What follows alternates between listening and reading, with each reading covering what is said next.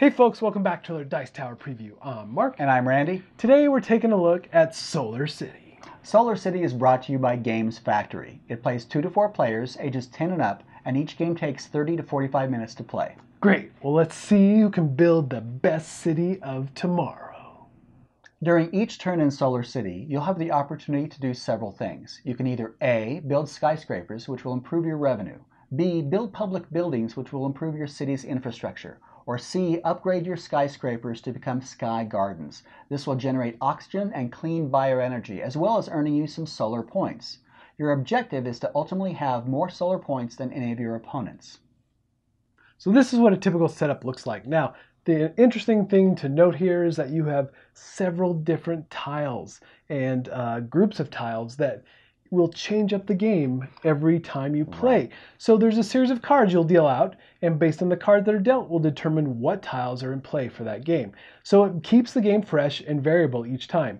And then each player receives a player mat where they'll build their cities, some tokens, and of course money to start. Now before we jump into what a turn might look like, let's take a look at one of these tiles. Let's look at skyscrapers. So skyscrapers have a couple different abilities going on. So when you activate a skyscraper, generally you're going to get some cash. And there's some different things that can happen with these different types of skyscrapers.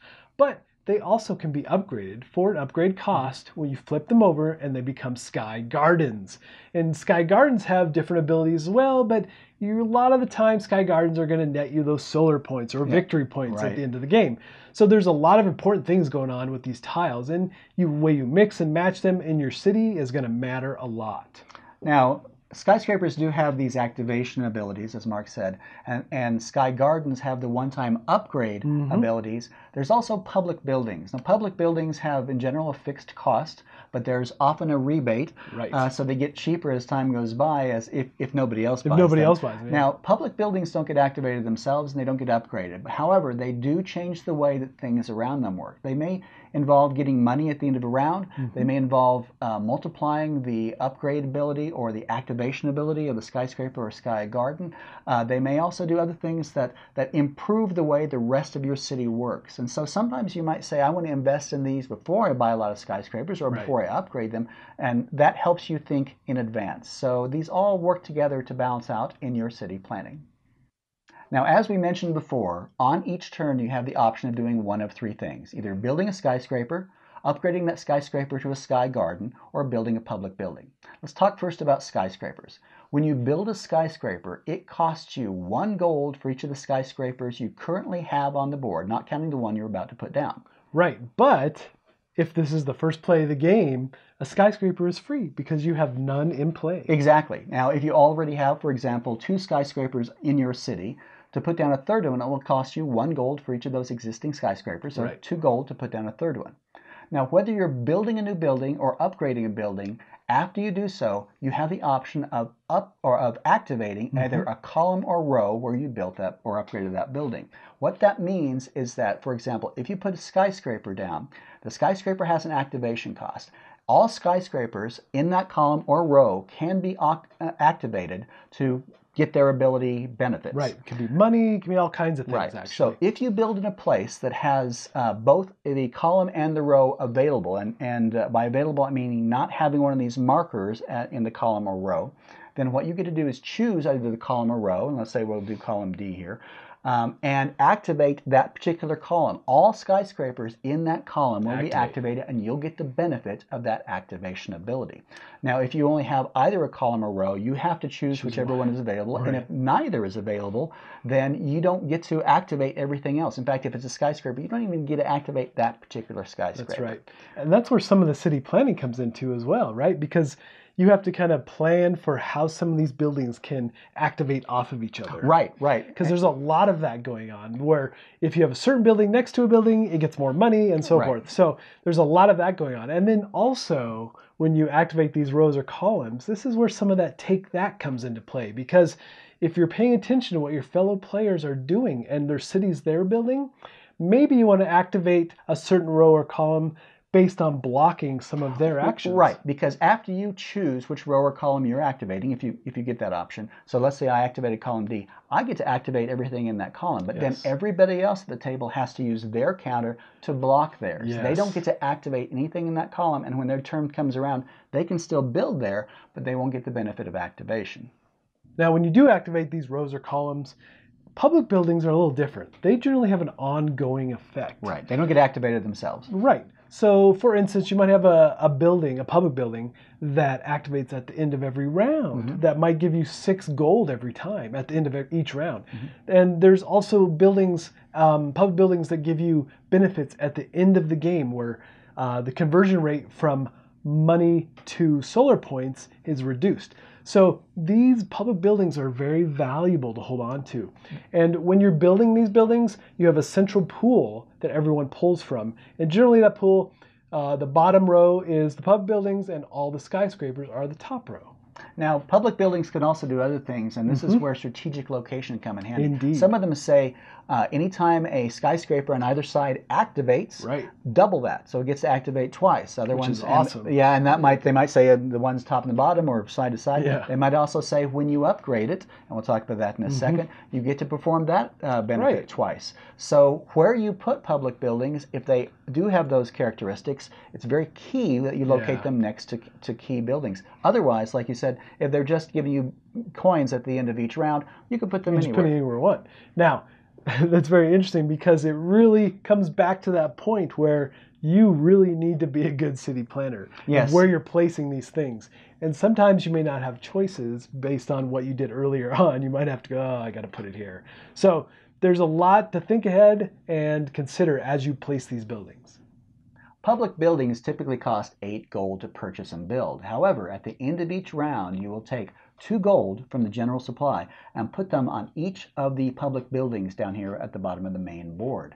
Now, when you choose to build a building, you first get this, we'll call it a rebate or incentive, before you have to pay your 8 gold. So let's say you only, which is really nice. Yeah. So let's say you only had 4 gold. That's not enough to buy a building, but if there's one of these public buildings available here that already has 4 gold on it, you can choose that building, take the 4 gold, add it to the 4 you've got, and pay for building that building someplace in your city. So keeping an eye on the accumulation of gold on those public buildings can really be beneficial for you, and you might even make money. Indeed. Well, that brings up an interesting point. We might as well talk about now. What happens if you don't have enough gold to pay for a city? A great question. Now, Solar City does allow loans. So if you don't have enough money, you can take one of these loan tokens. What this does is it grants you 3 gold and this token. Now, the 3 gold is really nice. Yes. The problem is it costs you 6 gold to pay off this loan. And the reason you want to pay it off, and you get this opportunity before you calculate final scores.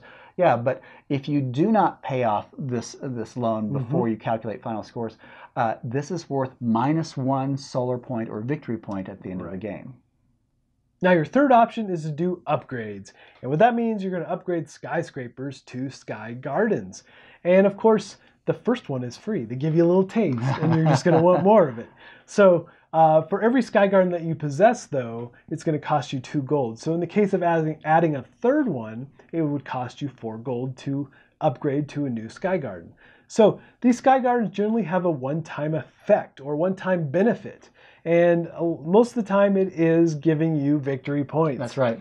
So, and then after you activate them or flip them and take that benefit, then you still have to do an activation. You have to pick the row or column that it is in to activate the rest of the row. And the rest of the skyscrapers, everything there still activates as normal. Right, right. And what you're basically doing is you're trading off the benefit of having skyscrapers activate anytime that column or row activates with the one-time benefit of upgrading the skyscraper to a sky garden. From that point on, anytime you activate the row or column that the sky garden exists in, that sky garden doesn't activate. Right. However, keep in mind that what you're trading off, this is especially beneficial towards the end of the game.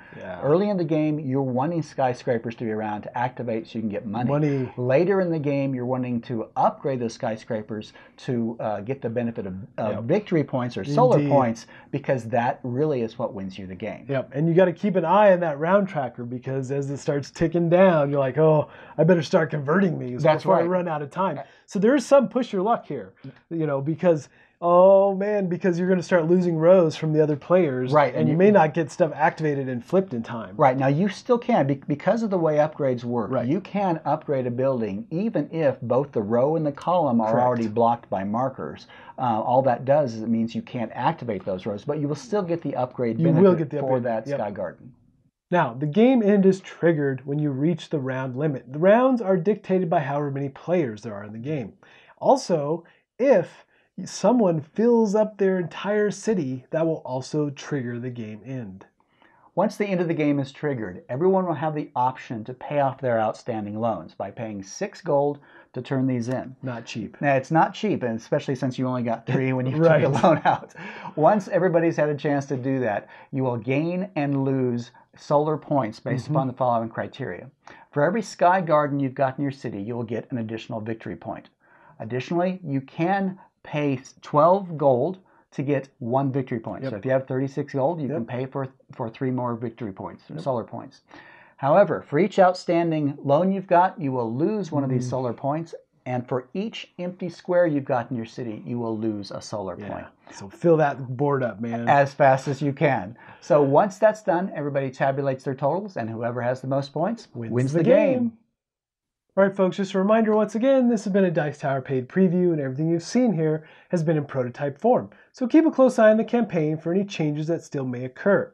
Now that said, you know, what I really liked about the game was the fact that when you place these tiles, you can really strategically place them in a way where they will play off of each other. Oh, yeah. And you can just exponentially make a ton of money. Yeah. In fact, I tried to do that, and there were things that would double it. So it's like this one will double things above it, this will double things to the right. 72 gold or something? I got 72 gold one time in one move. Awesome. It was really quite good. Yeah. I also like the fact that the types of skyscrapers and sky gardens change each game. So there's a variety of types. You will choose 6 at the beginning of each game, and then you'll make these stacks, each of which contain 2 types.